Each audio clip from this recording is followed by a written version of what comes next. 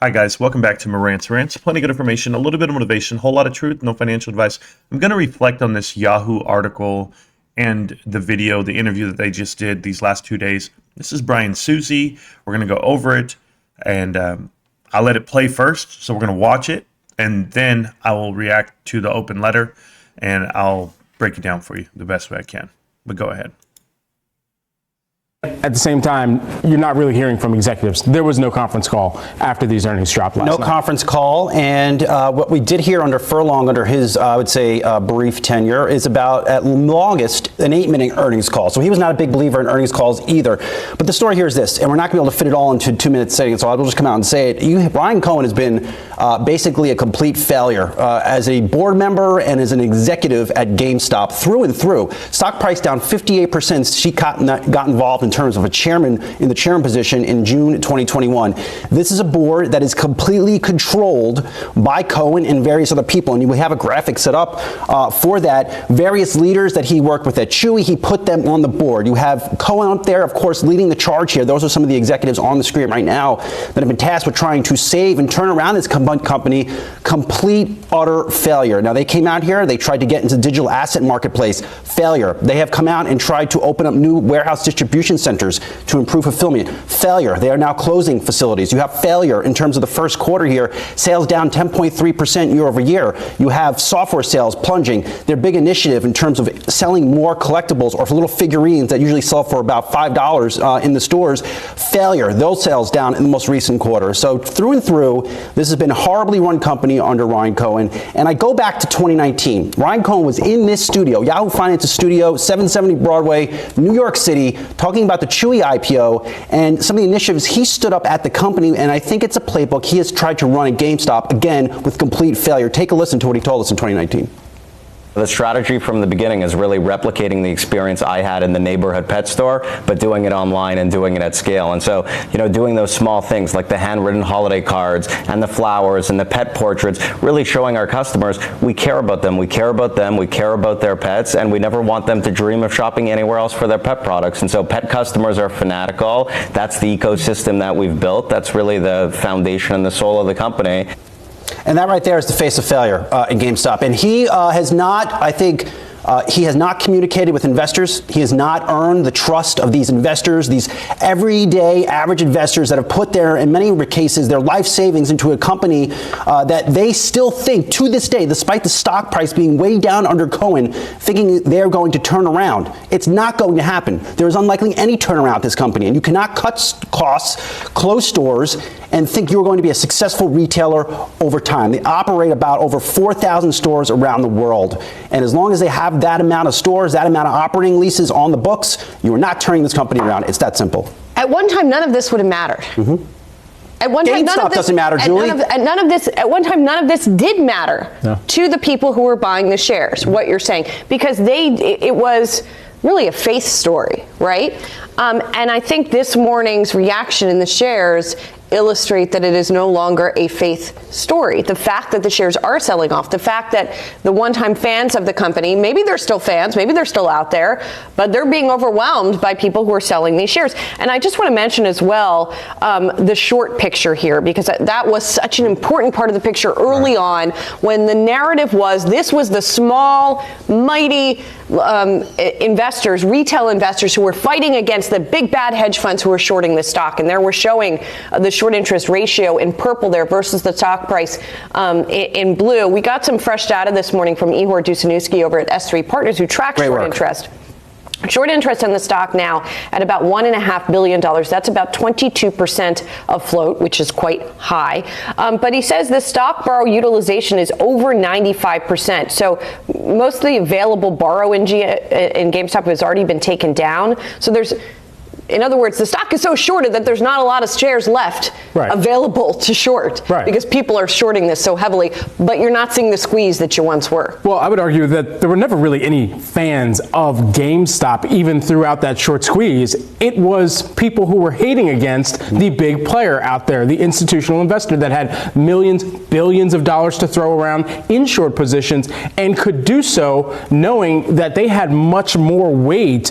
However, they fell asleep at the wheel deal. And that's when a lot of the fanfare that emerged from the Reddit retail trading frenzy, whatever you want to call it, when that emerged as an opportunity to go directly up against the higher power or the big man on Wall Street, if you will. Yeah, I'll have more to say in tomorrow's morning brief because I'm going to continue discussion in our newsletter tomorrow morning. But bottom line is this: you're seeing the stock price reaction, and you're right to call it out, Julie. A complete, I think, finally, loss of confidence in Ryan Cohen being this operational magician that he's going to come in here and save GameStop. This is a structurally challenged market that GameStop is operating in. There is no real reason for me to go into these stores and buy anything. That is a completely different case than Chewy. If I buy a pet, I need to feed the damn pet. It's a totally different case than GameStop. And I know a lot of these lovers out there in GameStop are going to rip me to shreds on Twitter. They continue to do it. I am curious on why you continue to have confidence in Ryan Cohen. You're probably sitting on a lot of losses. Look at the sales declines of this company. Go back over last year's 10K. You can see this is a very fundamentally challenged and problem company. Bottom line is this: Ryan Cohen does not deserve your trust. And I think it's time we hear from him. It's time for him to get out of the shadows and start speaking to investors and taking it seriously. He's tweeting. No. Not seriously. Saz, as always, fiery on the. Thanks for having me on the show. It's really great to be here. Thanks Thank you so much. Hey, thank you, Brian. I really appreciate you showing up today. Additionally, I'm going to read your letter, your open letter, to Ryan Cohen, apparently, morning brief, and we'll break that down step by step. But just to give you a little overview on what Brian Sozzi was just saying, we'll start it from the beginning. Most investors for GameStop, well, from the ones that I do know, hi, Brian, a little bit that I know, love GameStop, right? We love gaming, and that's where we're at. As far as following Ryan Cohen and what he's doing, Ryan has been in this position of he has the most shares, right? So he has the most at stake to lose, so it's his company basically to fail on. But if I want to go ahead and invest behind that, well, I'm a big boy. I kind of understand it. There's a reason why I don't invest in certain companies because of the leadership. Kind of like the company that owns Yahoo. I know that I don't want to involve myself with anyone that has ties to Apollo. The part that you're not giving them credit for, well, one, transition of what was a sinking ship, to have traditionally over 6,000 stores open, now down to 4,200, and it's going to go even further down. I understand your whole thesis on the footprint. It's too heavy, and they can never make money. The fortunate part on that is GameStop this year has over 1,400 leases that are up for renewal. And yeah, they're going to be able to cut those costs. This is the time to do it. This is the year to do it. This is the biggest year when it comes to leasing overall for the next 5 years. So they can make the biggest transition now. Additionally, you're going to want to talk about the fulfillment centers being a failure. Well, to get a fulfillment center in Pennsylvania and Nevada, that has a lot to do with where they're located regionally for America itself. And then the amount that the leases cost. You don't want to rent one out in New Jersey or in New York. Pennsylvania is close enough to get to those neighboring states. But to have the triangle between Texas, Pennsylvania, and Nevada, well, that's going to help out with shipping. We had one in Kentucky. We had one in the middle of the world, in the middle of America, that you had to go left or right, and you're still not close to the borders, right? So strategically, they know how to run this company, and they're doing it well. And it's funny you should say top-line revenue has dropped off, and that's a big indicator that the company's not doing so well. Well, when you shrink your footprint year over year, which they have done, they will have top-line revenue fall off. But how far has it fallen? Is it just flat? Is it close to being there? I think it's pretty close. But now to shorten the losses, remember, when they had more revenue, they had a loss of $157 million. They have less revenue, and guess what their loss is? Only $50 million. And it's kind of cryptic if you don't know how to read a balance sheet or if you don't want to speak on it. But we do that well here on this channel. So I encourage you to watch the videos, Brian. But if you don't understand fundamentals and the direction this company's going, then you don't read the fine print. But don't worry, there's plenty of videos where we actually go out there and we show you that GameStop is profitable. They are swinging. GameStop has a net loss, operational net loss over the last 6 months of $1 million. There's not a company on the S&P that you're looking at that has acquired debt, just taking it on, and what? They're buried, they're Kohl's, they're Target, they're Bed Bath & Beyond. I mean, we can name all the retail companies that are failing, but if you want to focus on this one, the gaming company itself, and the transition and what they are doing, I follow Ryan perfectly fine. He's doing great. But we're going to go ahead and go down this line of words that you wrote. And it says here, Dear Ryan, in this former analyst's humble opinion, sure it's humble, you are failing mightily at GameStop, and it's costing average investors major money. I don't know what it's costing average investors. I don't know how you equate that, Brian, Sozzi. I don't know what type of statistics you have for that. But if you're assuming that it's costing people money, well, then those are people that are ill-informed and or people that don't know how to invest. For us, like for me, for example, have I lost a lot? No. I think the stock is at $22. I have a cost average around 24 on one account, and the other account, I got it all the way down to 33, just let you know. So I'm pretty close. I'm pretty close over the last year, but I invest longer than a year. So the price fluctuation that I've seen over the last 3 years, GameStop's high, it's up like thousands of percent. And over this year right now, it's currently this calendar year, it's also in the green. So they're actually looking pretty well to me, considering you can't really get to me too much. But it says, do better, way better. This is painful to watch. Well, that's all you're doing is watching, because chances are you don't own any shares. But you are on the short side of this, i.e. you give out the wrong information and you're trying to manipulate people. That's a fact. I just heard everything you said, and it's kind of misconstrued. I'll give you the example. First quarter 2023, down 10% year over year. Once again, you're saying they're down 10% year over year. And if you're going to be down 10% year over year, great, then the losses are $100 million swing. That's amazing. And I'm telling you, without all that revenue, we should have bigger losses, but that's not the case. SG&A has come down 500 basis points. I don't see that anywhere here. I just don't see how you're actually understanding that GameStop has $1.3 billion cash with zero debt. Where is that here in this letter? It's not. As I go down here, you say GameStop has a combined loss in 2021 and 2022 of $694 million. What you don't state is that they actually raised almost $2 billion in equity. So yeah, they had money to burn. It's not that they had a loss. Did you know they could have turtled on that loss? They could have just took the money and did nothing. No infrastructure, not building out what they want to be, this footprint that is GameStop that's going to transition and do great. No, they could have just sat on the cash and do exactly what you're saying they're doing. They're failing, and he just has his money. He's just a meme king. No, they didn't just take all that money from the people and not put it to work. It's working capital. It's working right now. But to have a net position of growth on the cash on the balance sheet, have you not seen the free cash flow, how it's increased? I'll give you this example, Brian. We're going to give you 90 days to figure this out, okay? This quarter two, right now that we're in, versus quarter two last year. I guarantee you, and I guarantee you, they have a $400 million cash burn swing, i.e. they lost $400 million last year, this same quarter. They're going to increase that number by $400 million. There's no way. I've already done the math, but I do math and you don't, apparently. You just want to pick numbers and make it fit your narrative. And that's fine. The next thing is this. They pick Matthew Furlong as the CEO. They pick, I believe, Mike Kupio as the CFO. Jenna Owens as the COO. All these people that they picked and they've replaced. Whenever you're you're coming into a new position, you might start making changes and you might trying to find the pieces that work. But the best part for me is Ryan Cohen said, I'm tired of it. I'm going to do it myself. I'm going to take the horns of this myself. I'm not going to be the bystander. He said, if I ever become, a CEO again, or if I ever take charge of a company again, I go all in, I give my whole life to it, because that's just who he is. But he's so young, he can do that. And you kind of play it off as to say he got lucky, or he sold off when he did make a profit. When he got, when he made Chewy, he just sold it off. Yeah, he did. He took that money, he flipped it at Apple, and now he's here in front of you. But what did he risk? Not much. Only his money. And as he's gone around to numerous companies, whether it be Nordstrom, right? Supposedly Alibaba, I never saw it. But then, of course, Bed Bath & Beyond, he goes in with the idea of, I'm going to do the same thing I did at GameStop. And this is the part that you're not talking about. This is the part that I don't see anyone say. He pushed out private equity. He pushed out the bullies. He pushed out the distressed credit investors in all of these companies. Or at least he tried to in Bed Bath & Beyond, and he couldn't do it. He failed, and he left. He made money off of that too, but it didn't matter. It wasn't about the money.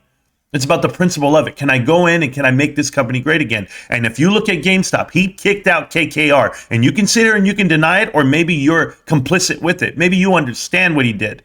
And this is why you're up in arms. But for the individuals that study connecting the dots, that study private equity, we know exactly who Ryan Cohen is. This is the narrative that no one talks about. This is the part that all you have wrong. Go look at companies that are failing from within, the ones that are pumping out the ESG, the ones that are actually getting companies to mold and change because they have influence from BlackRock and Vanguard and State Street. Everyone's out there trying to push out this narrative onto companies that they fail from within. Yet they're all helping out each other. They're co-mingling funds.